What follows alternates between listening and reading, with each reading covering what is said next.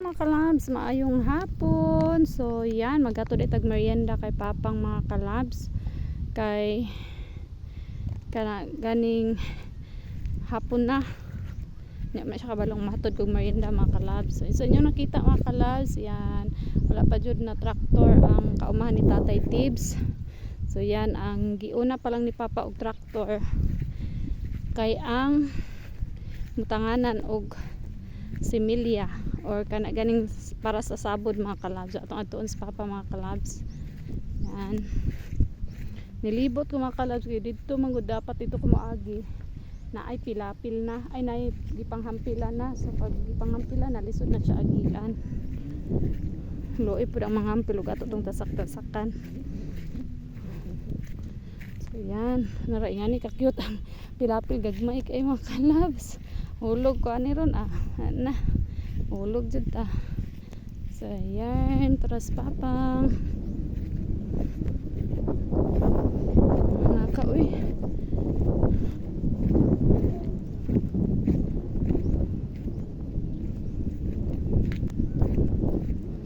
So ayan mga kalabs, nanas papang daring dapita.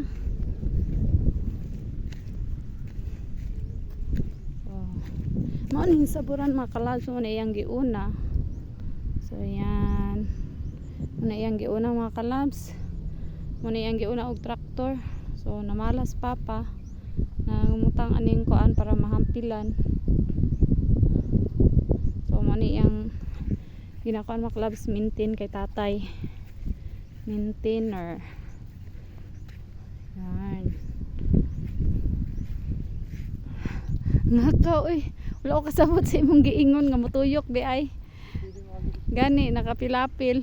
Nagulat ra ko dito kabi na kog mo balhin ka dire ra day ka. So mo na nagibot ni Papa ron mga kalabs, mo na iyang gikuan nya may na lang kay sig-ulan naughan na gani siya mga kalabs. O dapat kuan ni siya dagag tubig kay basig next week or this Saturday pa Sabado siguro magkuan na siya, magsabod o magsabog.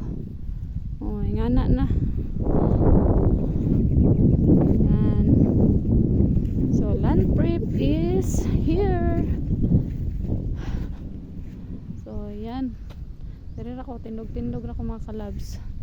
So thank you for watching mga kalabs. Laban lang tayo mga ka-farmers. Please like, follow and share, and please don't forget comment down below. Ganahan pa dyan mga kalabs, please don't skip my ads. Thank you so much mga kalabs. Thank you for watching.